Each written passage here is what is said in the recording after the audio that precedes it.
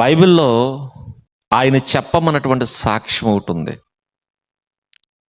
క్రైస్తవులట బాప్తిస్మం ఇవ్వడానికి కాదు,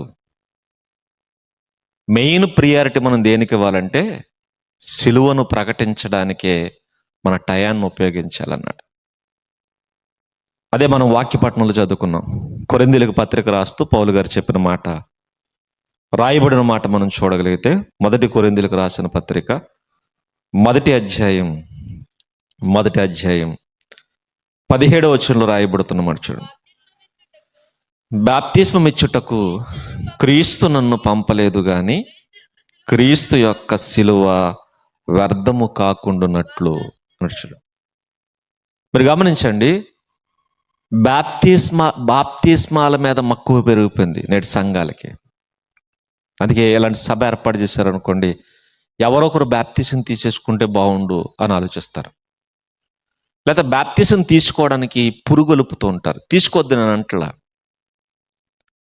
కానీ ఒకవేళ ఏ బాప్తిసం జరగకపోతే చాలా ఫీల్ అయిపోయే వాళ్ళు ఉన్నారు.